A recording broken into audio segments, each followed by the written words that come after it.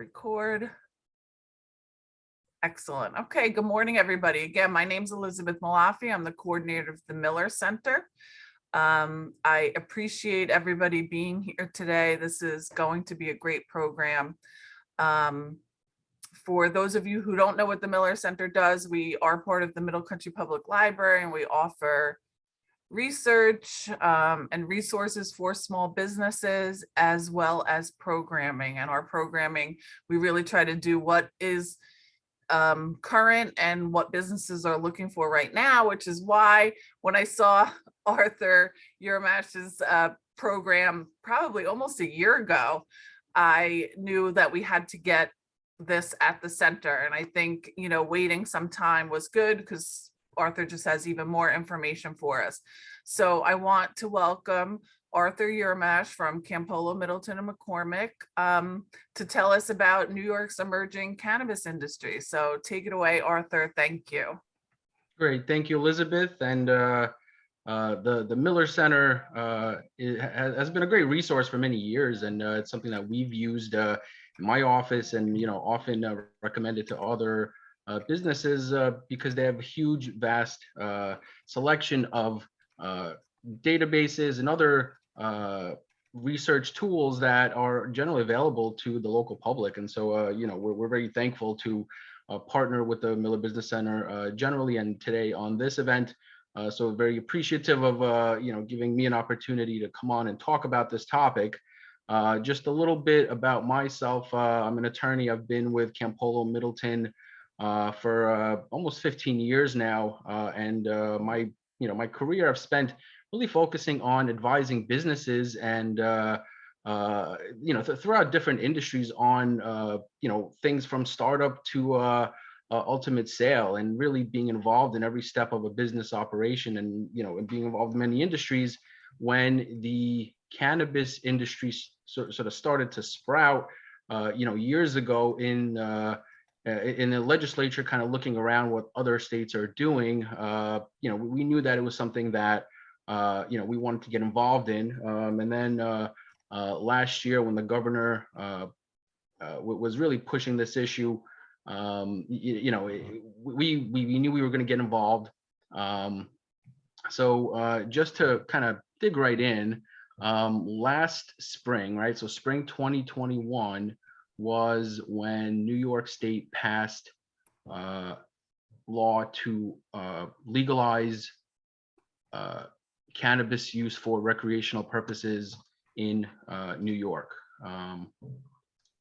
So the name of the law is the Marijuana Regulation and Taxation Act, right? And in effect, what it does is it legalizes cannabis for adult recreational use. Now, New York has had legalized cannabis products for medical purposes for a number of years, but that was extremely restricted, really available only to very limited number of people. And here we went from almost nothing to full-blown legalization in New York, and that's sort of where we are today. What the law did was it created a framework, created a brand new office called the Office of Cannabis Management. So that's a brand new agency that never existed before. And the purpose of this agency is to create the cannabis industry in New York. What that really means is they're starting from scratch, right? They're on one hand, they're looking around what other states have been doing, and other states are way ahead of New York as far as legalization of cannabis and the industry that has sprouted as a result. But at the same time, New York is doing it a little differently, and we'll get into how they're doing it differently and what they're doing. But the purpose of this office is to create the framework, right from, essentially from nothing. And the framework will address things like licensing, will address things like enforcement, taxation, all these different topics that's going to be kind of unique as far as industry go. Where we are today is that we are the office has been created. The the board that comprises the regulatory agency that makes the decisions was finalized in September of 2021. So since September, the board has been having frequent monthly meetings that are open to the public, and they've been really working on creating something out of nothing, creating the framework to how all this will work. Right now, today, the only thing that's legal today, the only thing that changed for today is uh, adults over 21 can possess up to 3 ounces of cannabis and up to 24 grams of concentrated cannabis, which is products like vaporization oils and edibles. Now, so in other words, right now in New York, you could smoke, cannabis products. You could ingest cannabis products, absolutely lawful. Can't get arrested for it. Totally legal everywhere in New York. But the problem is you can't buy it anywhere, right? So no one is legally allowed to sell it.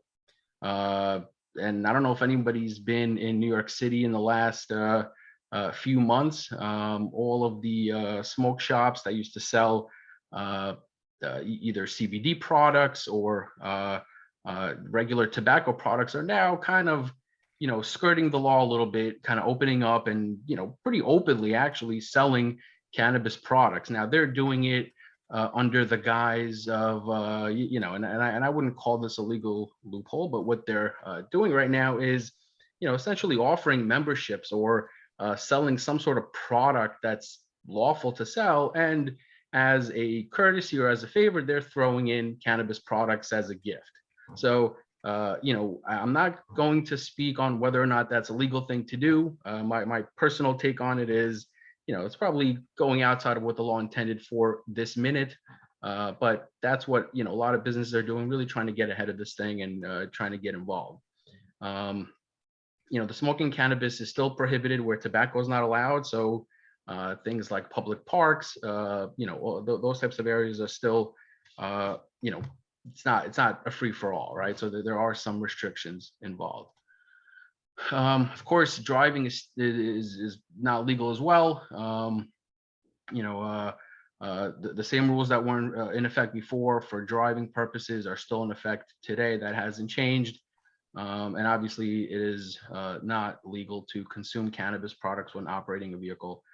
So that's just something to keep in mind. It probably goes without saying for the most part, but again, the purpose of today is to give some overview so you get a sense of where we are in this environment. So that's just a point on that. Cultivation. So what the law will allow for, and it doesn't allow for it today yet, and we're waiting on the regulations and just to kind of take a step back for a minute, the board that I mentioned that has been put together in September, the board is really working to create the regulations that will speak on a lot of these different issues, licensing and everything else. The board is easily months away. The hope is by the end of this year, we will have the regulations necessary to apply for licensing and to have all these other aspects of the industry ready to go. But it's going to take time to get there.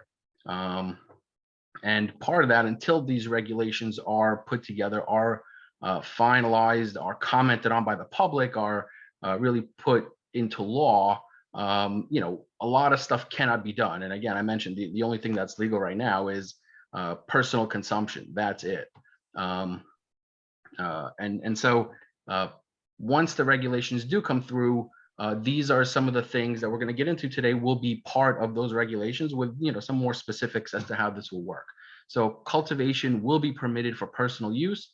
Today, you're not allowed to do it. At the same time, whatever people are doing in their own homes, it's hard to figure it out. So, everybody makes their own decisions, but lawfully right now, you are not allowed to cultivate as far as the law goes. But once the regulations will be in, these are the things that you will be allowed to do at home lawfully. And that's to grow up to 6 plants for personal use. Again, not to sell, but for personal use. And there's a cap on how many plants you're allowed to have. And, we're it's really on a per person basis, and there's a cap. If there are multiple adults living in the house, um, and so we expect again to be allowed to do this by the end of this year. Whether or not that actually happens, whether or not the board will be able to get there in time, we will have to see. So just some other restrictions, and again, this comes out of the statute that was passed, but it's not in place yet until the regulations come to be. And this talks about what you are allowed to do with these plants, how to maintain them, how to keep them safe. Something that everyone should be mindful of if they're planning on doing this for personal use. Obviously cannot sell to anyone. It's for personal use only, and cannot make concentrates from it in your home. Those are things that will be regulated through retail sale and stuff like that. And again, it's important to kind of track what local municipalities are doing on some of this stuff. I don't expect any city or town to pass any changes just yet on this, because we don't know what the regulations will look like, but something to keep track of for areas that are especially strict on these issues. They may want to put some restrictions on personal home cultivation. So the Cannabis Control Board is the name of the board that is putting the regulations in place. For anyone who's interested in the industry, it is probably the best place to get updates on what is happening and where we are in the process. One thing I've been doing is kind of tracking their monthly meetings, and they make the meetings publicly available for streaming. So anyone can just jump on and listen to what they're doing. And if you don't have time to do that, they actually publish all of their transcripts of what is discussed. And personally, I find it very useful because they give updates on where they are in the process, on where they stand on the timing of regulations, what agencies are being involved and what hirings they're making to develop the framework and the process of how the regulatory side will look like. So I certainly recommend. I don't have the link here. It's if you search for the Cannabis Control Board or Office of Cannabis Management, you'll be able to find their board monthly meetings. The last one was, I believe, January 26th, and they usually have it towards the end of the month. So in a few weeks, they'll have this month's meeting. So something to look out for, and a good, great resource to know what is happening right from the source. So I'm going to talk about, some of the business issues that are relevant and important for individuals that want to get into the cannabis business, right? And the cannabis business really means a lot of different things, because, and we'll get into the different licenses that will be available, but it's really an entire industry that's being created out of nothing, right? So the way cannabis products typically flow is someone has to grow it, somebody has to process it, someone has to create a product from it, someone has to deliver it, someone has to distribute it to a retailer, and then somebody has to sell it to the general public. And so every aspect of that process, there's going to be separate licensing for that. And it's something that the way New York State is structuring this is it's going to have limitations on who can do what aspect of the licensing. So in other words, similar to the alcohol industry, where retailers cannot be distributors and manufacturers, it's going to work the same way here. And it's really intended, for multiple reasons. One is for safety of the industry, and the other is really to allow different levels of businesses with different resources to be able to be involved at various stages of the business. And some people involved in farming are able to shift their operations to get into this, and they know farming, and so for them the cultivation for commercial purpose may be something they may get involved in. For others, that want to have a retail shop or a on-premises consumption cafe type of place, that's available as well. And the barriers to entry on some of these are going to be less than others. The challenge right now is, this isn't yet a thing where you just say, you know what, I want to do this, and then you just go and do it. There are certain hurdles and things to think about uh, before getting into the business. One of the bigger issues, and one of the bigger issues is probably banking, right? And banking, the way where we stand right now is that cannabis is still an illegal Schedule One drug as far as the federal government is concerned. And what that means is that um, banks are federally regulated, and they operate in intercommerce, which means across different states.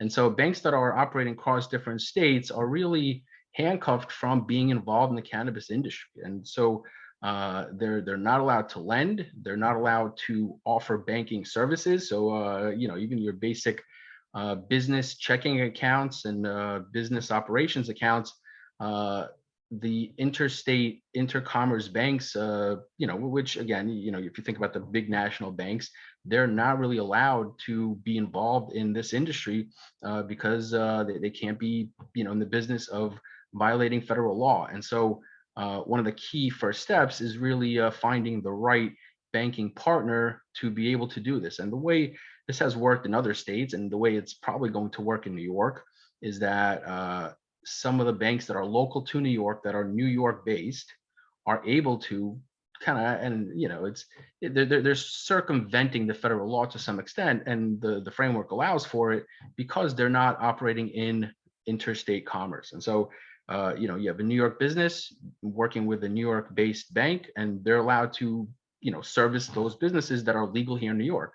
And so finding the right banking partner to be able to do business is a critical first step to being able to get into this. And for a number of years now, with cannabis industry really expanding throughout the country in different states that have legalized it, there's been some push in Congress to pass the Federal Safe Banking Act.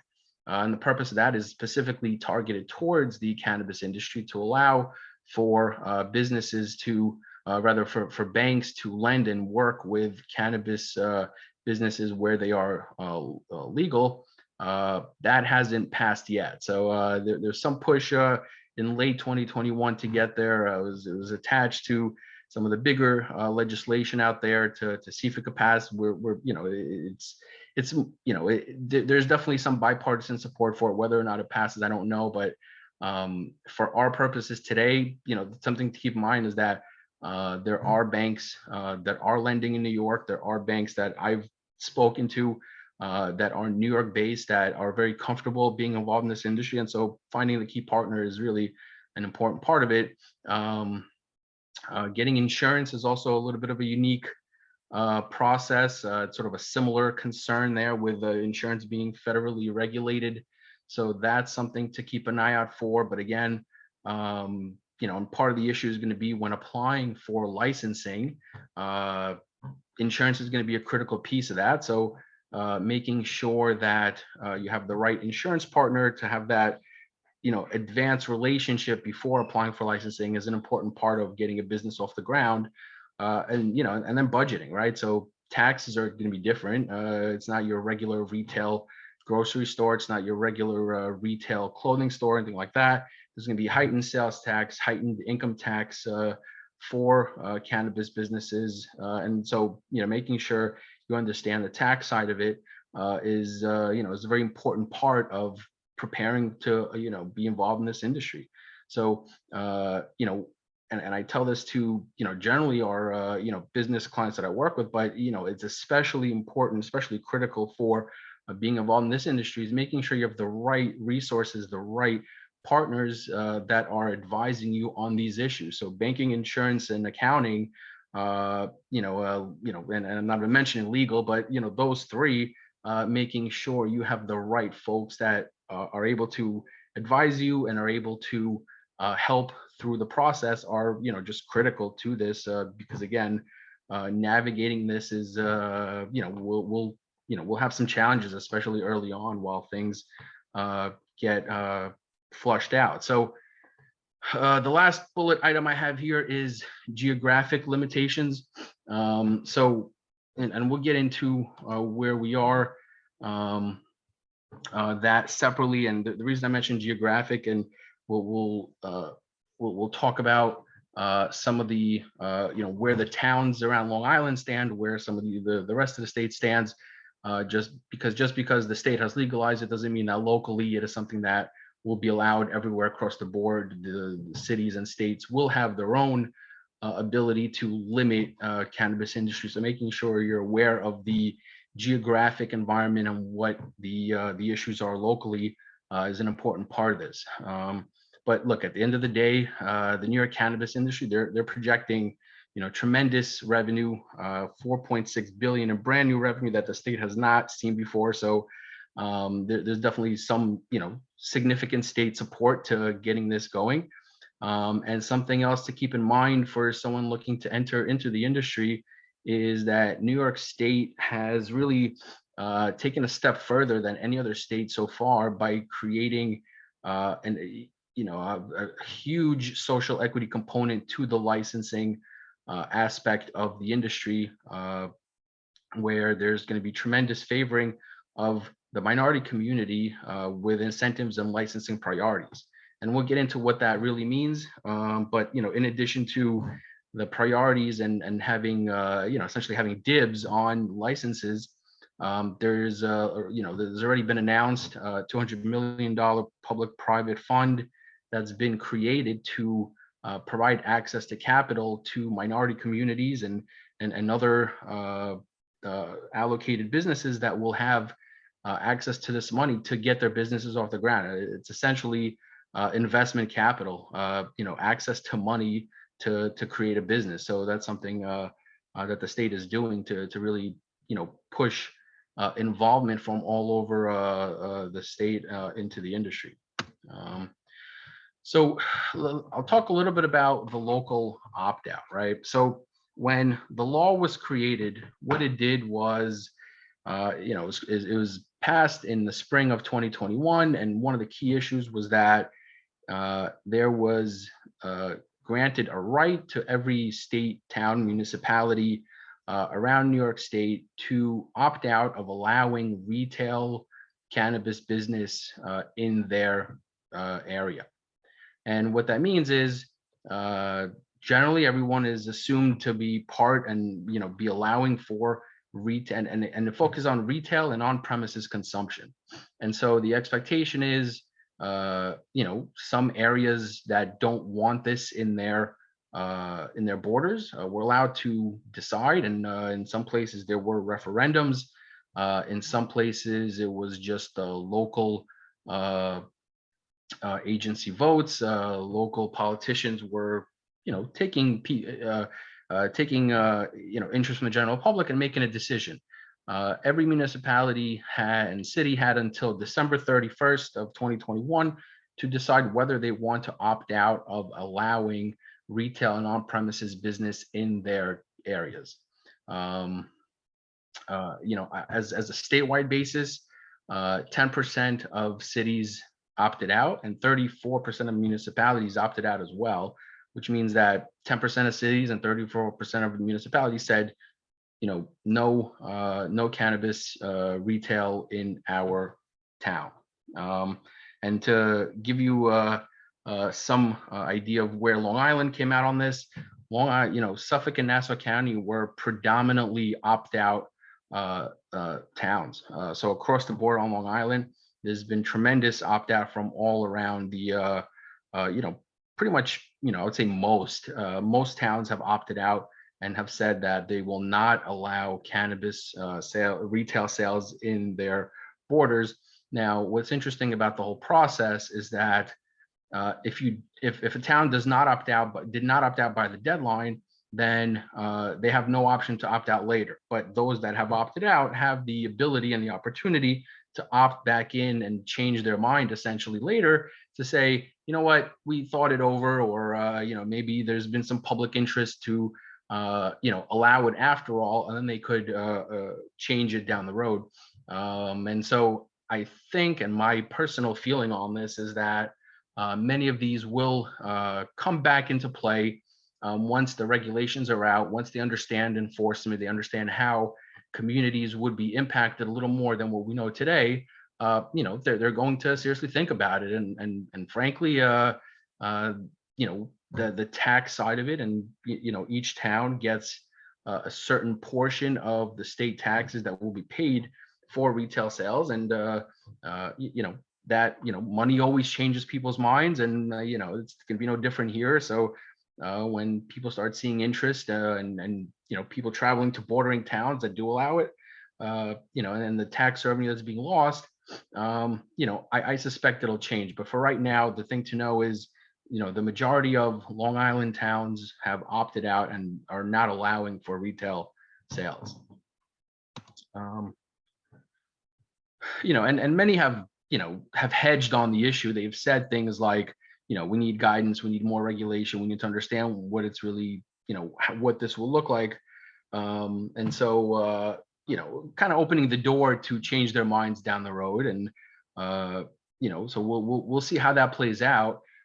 Some of the towns, what they've been doing, instead of opting out, is that they've been putting zoning limits in place, right? So Brookhaven, one of the larger towns in Suffolk, is a great example. They said, okay, we're not going to opt out. We're going to allow retail cannabis industry here, but what we're going to do is we are going to put limits on, and honestly, it's probably no different than any bar that you see out there. It's no different than, places that serve alcohol. Is they said, do it in our town, but as long as you're 150 feet from any home, you're within 1,000 feet of any school, house of worship, or hospital, and you don't cluster within the town and keep yourselves 1 mile apart. So, plenty of space to still make business there, and just something to think about. And again, over time, my feeling is, more towns are going to go in the direction of zoning limits more so than absolute prohibition, because again, there's going to be a lot of tax revenue that's going out the door to neighboring towns that may not be worth losing out on if the general public, if this is something the general public wants. So I mentioned the social equity component. The social equity component is really intended to allow people who are either minorities or are, in certain underprivileged communities, to have access to essentially priority access to licensing, right? And the goal that was referenced in the regulations, rather in the statute that was passed in the spring, was that 50% of all adult use licenses, of all the licenses that will be issued, will be geared towards social and economic equity applicants, right? So right off the bat, 50% of it will go to a certain group of people. So just something to think about as a way, for folks that fit within a certain category, will have the priority to get those businesses. And we'll touch on. So here are the categories to think about, right? So the highest priority people that will have access to licenses are those that live in underprivileged communities, right? So geographic areas, and we don't know how those will be identified yet, but what the regulations will be focused on is, geographic, based on arrests and other things, and general income of the public. And then for candidates that live in those areas that have low income, which, under 80% of the county median income, and have previously been convicted of cannabis related offenses, they'll have the highest priority towards access to licensing, right? And the goal there is to give folks that have struggled because of being involved in the cannabis industry when it was illegal, to really give them an opportunity now to essentially do this the right way and follow what the law requires. And so that's highest priority category of licensing. And then we have minority-owned businesses, we have women-owned businesses, we have distressed farmers, and service disabled veterans. So again, these are the priority categories of applicants that will be able to have first access and more access to licensing in the cannabis industry. A note about that, and for anybody who was thinking about getting involved, there are ways to create your business and register as either a women-owned business or minority-owned business, and really get that registration out of the way before the cannabis regulations are in place, so that once you're ready to apply for a license, you already have the designation necessary to get this priority. So, and a key aspect of that is, it has to be, a real, true business owned and controlled by a person that fits within the category. So, it's not like people could mess around with that. So it has to be a business where the person has 51% or more ownership, interest, and control. So full decision-making power, full control over how the business operates.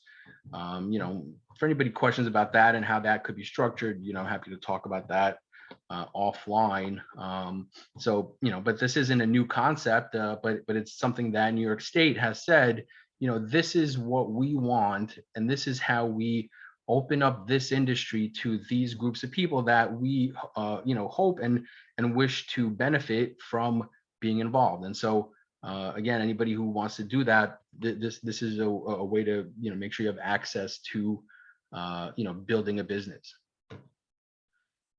So I'll talk about the different licenses and what they offer. So when I led, my dialogue on this, one of the things I said is that there are different types of licenses, and there are restrictions on who can hold what license and who can hold more than one. And in most cases, if you are involved in one part of the industry, you cannot be involved in another part of the industry. And so, making sure everyone understands what licenses are available and what the restrictions on those, that's something to, keep in mind as folks plan ahead. Now, what we know right now is essentially an overview of this stuff, right? When the regulations for licensing will ultimately be issued, we'll know specifics as to whether there's any other criteria. I suspect that part of this process, and if anybody's ever applied for a liquor license, they know that the process is very involved, and it'll be no different for cannabis businesses, where there will be probably a full-blown background check. They're going to want to come and inspect the premises. They're going to want to know what things look like, where investments are coming from, who are the owners of the business. So all that, and this is what we're seeing in some of the other states as well. So it's sort of a full disclosure type of business, right? So something to keep in mind as people partner with others and look for investment dollars. Making sure who you're partnering with is going to be an important part of this, because there's going to be full disclosure on those involved and where the money is coming from. So something to keep in mind. So touching on the specific licenses that have been identified to be issued down the road. One is cultivator license. So this is essentially being able to grow and harvest plants. I know the way Long Island is set up. There's a ton of farming business out there, and so allowing farmers to get this licensing to be able to either expand or use their existing operations to move into this industry. They'll need a cultivator license to do so. Next is the nursery license, which focuses on products for the cultivation business. And so there's a separate license for that. And again, if you look right here on the right column, it talks about the limits of what a person or a business holding one license may do, as far as other licenses are concerned. So something to keep in mind.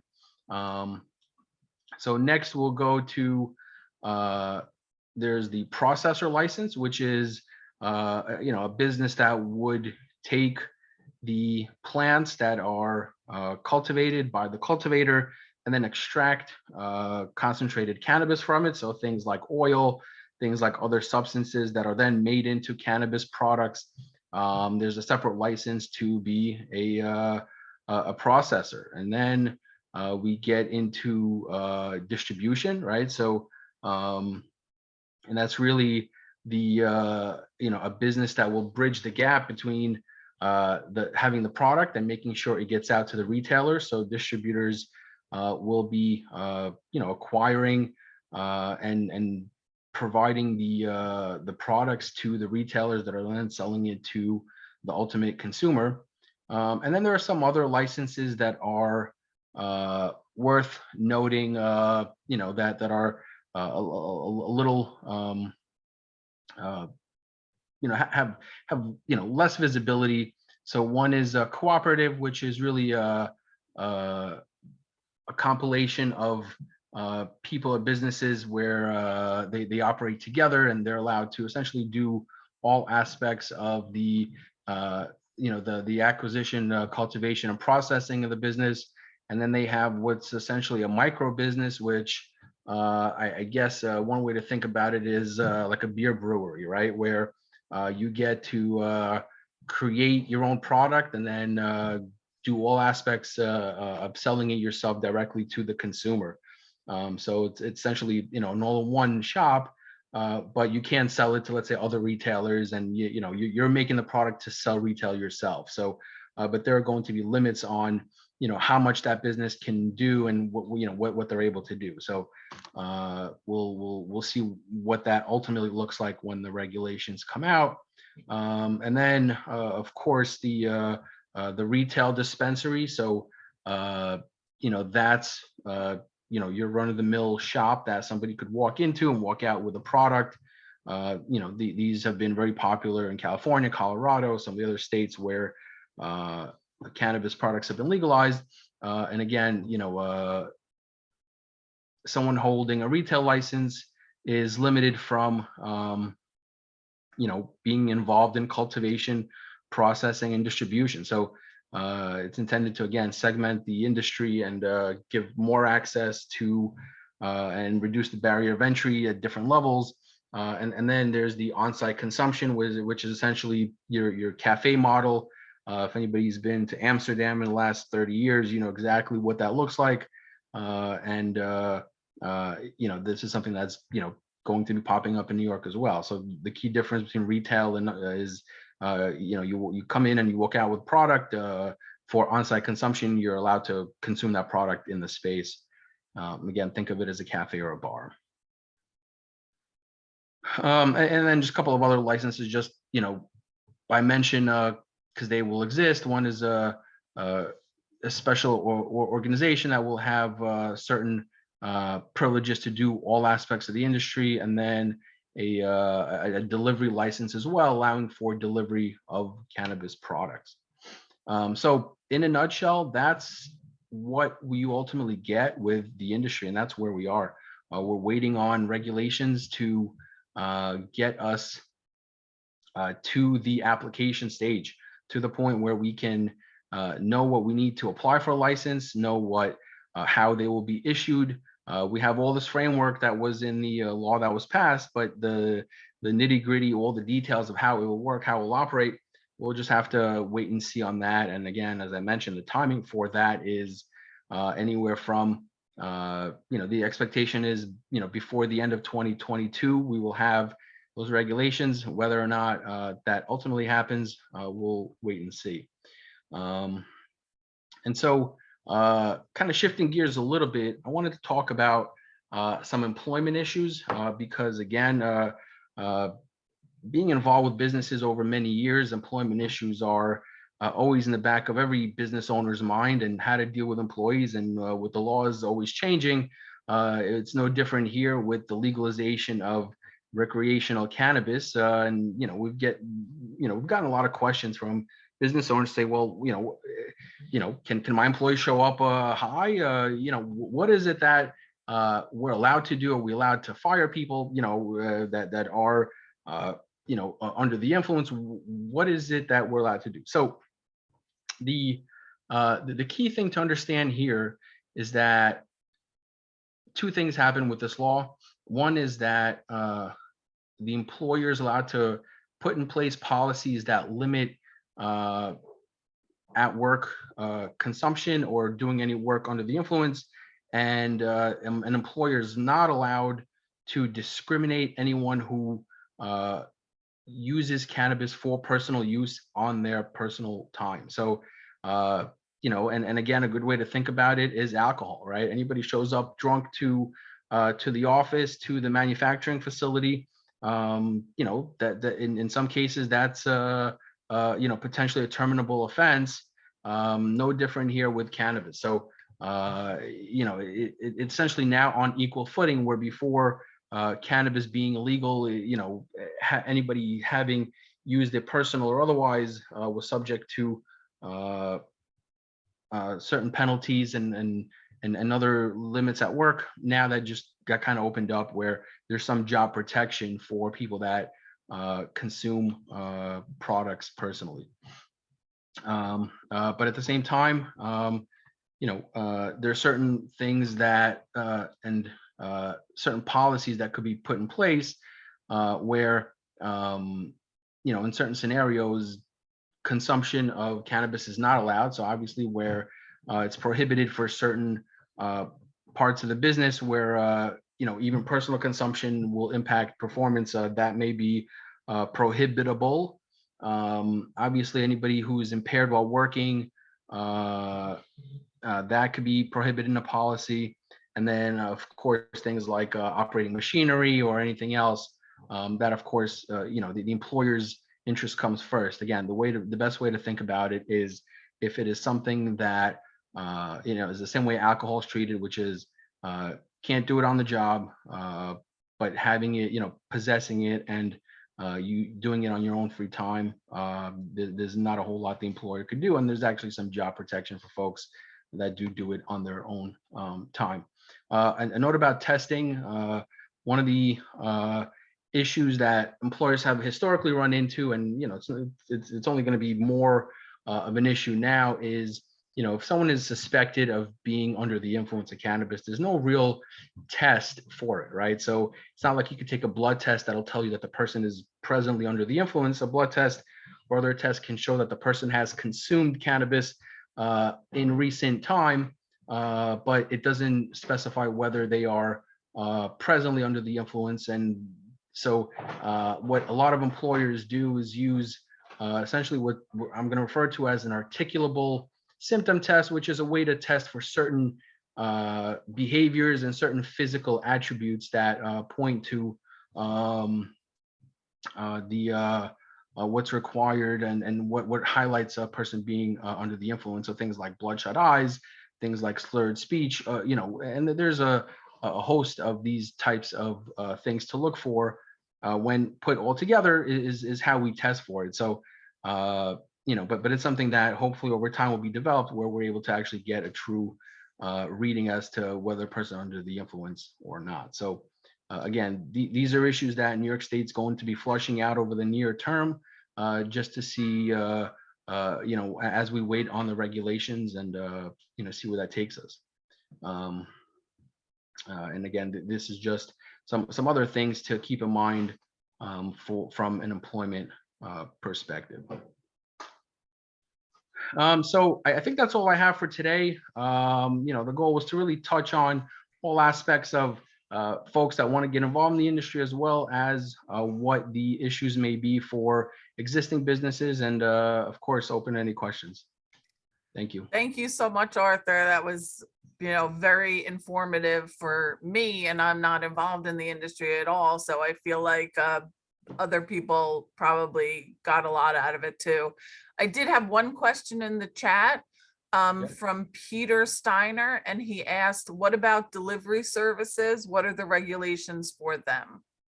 Right. So great question. Honestly, we don't know. We're probably about 6 to more months away from seeing the regulations. What we know right now is that there will be a separate delivery license, right? So anybody who wants to get involved in delivering, and again, it's unclear if that just means from a commercial standpoint or for retail. We don't know the answers to that yet. As we wait for the cannabis board to issue the regulations, we'll know more as to what will be permitted to be done under the delivery license, and what type of business that will cover. So again, unfortunately, right now the answer is we'll have to wait and see. So it's just a waiting game.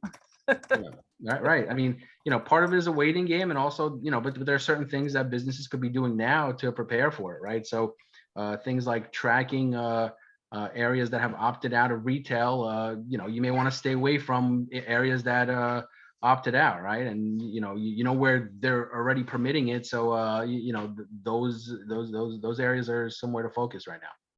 Yeah, and I agree with you on the minority or women-owned business enterprise certification. Start that Correct, right right. now. That's something that could be done ahead of time as well. Absolutely. Yeah, and I know that it's a process, but they are starting to streamline it to make it a little better Yeah. and quicker. I would think that you can contact the state to find out more information about Sure. that, or Right, I and know there's that, federal and state registration for that. So that's yeah, something so to if dig into. anybody needs links on that, let me know, and I'll see what I can find. Jillian has a question. Can a person have multiple licenses, say on use, consumption, and manufacturing?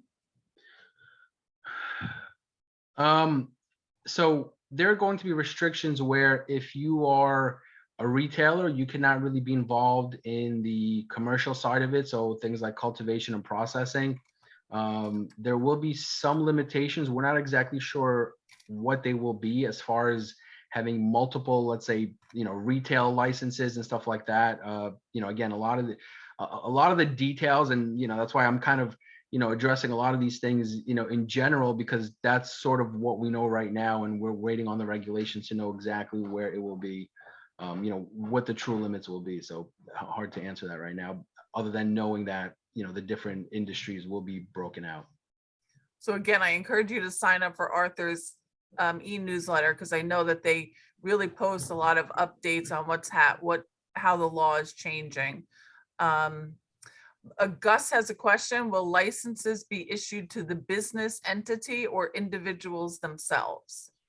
The expectation is it will be issued to the a business will apply for it, but the individual will hold it. And similar to how alcohol and liquor licenses are issued right now, it's issued to the business, but at the same time, the ownership of that business has to be fully disclosed. And we expect the same thing here. So individuals will be listed as owners on a business application, and so they'll be seen that way by the cannabis board. So the answer is both, and that's it's not certain, but I expect it to be that way based on what we're seeing. Great, and we did put the link to that cannabis board website in the chat. It's cannabis.ny.gov. Very easy. Yep. Let's see. I do have another question. Since the THC is in the buds and the leaves and stems are used to make hemp products, will there be provisions for that? Yeah, so hemp products have been actually operating and really being sold lawfully under the same thing with CBD products, which are different aspects of the cannabis plant and cultivation and processing process. So, hemp products are already available and are generally sold retail through a lot of these shops that are licensed to sell CBD. And so, that's something that's much further along, for anybody that wants to get involved. And the key difference being is the THC content and how it impacts consumption and stuff like that. Great. Okay, you mentioned, oh wait, okay, sorry, two questions came through. Hello, so not quite legal, more business. I own a creative agency and we're especially interested in working within the cannabis industry. How can my company locate and get in touch with new businesses? How might we find these cafes, stores, and companies to form partnerships before they open? If this question is too far outside the domain of this presentation, no worries. I mean, as the business librarian, I'll tell you that the businesses haven't been able to open in New York yet, so it's hard to get information on them. But I think Arthur recommending that you attend those meetings of the cannabis board, you're going to see the people that are interested in this topic that are going to try to be ready to open a business as it's, as it becomes more regulated, where the regulations and everything open up. So I think that's one place to start, like get involved with the people that are working to make this happen. Yeah, And and that's I'll where you can actually, connect to them.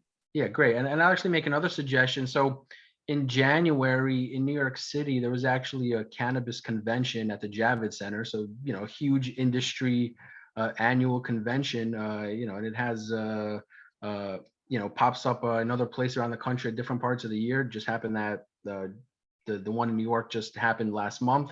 And so, if you check it out, it has a ton of businesses in the industry, and there's a lot of talk about what's going to happen in New York. I mean, New York is expected to be on par with the California cannabis business, if not beyond. So there's a lot of stuff on the internet for businesses that are looking to get involved. But I just mentioned that cannabis convention that just took place last month. That something to check out.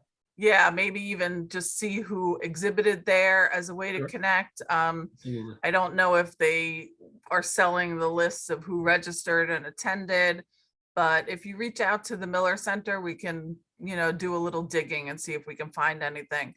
Jillian is asking, you mentioned that people should register a business as minority before applying for licenses. How do you register a business for an industry that hasn't been created yet?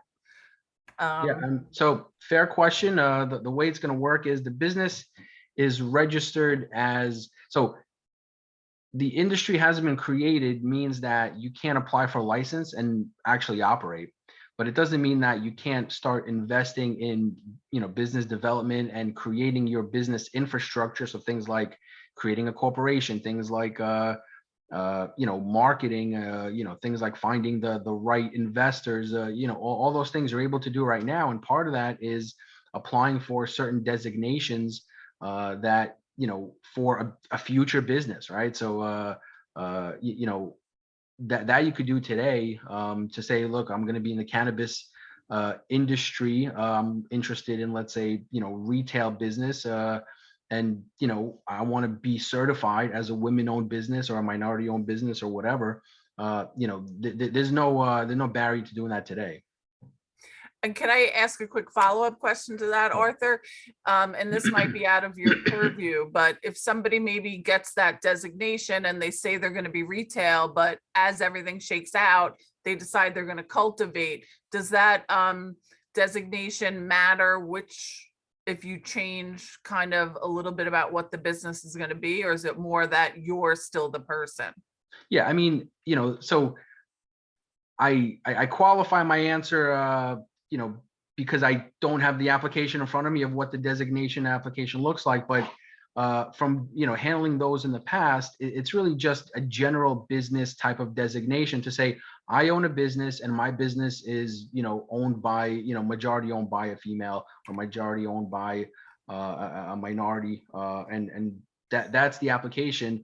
Ultimately, what the business does, whether you decide to be in the cannabis industry or anywhere else, it's not specific to what you plan to do. It's generally available to all businesses. And the history on this is things like government contracts, things like dealing with federal agencies, state agencies. They tend to prefer giving business to women-owned businesses and minority-owned businesses that are registered as such. So this isn't a new concept, and getting that designation is something that could be done anytime. Great. Any other questions before we sign off? Well, thank you so much, Arthur.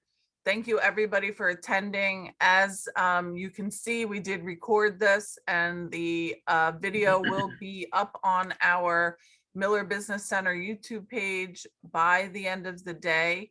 You can absolutely contact me if you have any questions. And thank you again, Arthur, and everybody else who attended. And have a great day. Great. Thank you, Elizabeth, for having me. Thank you.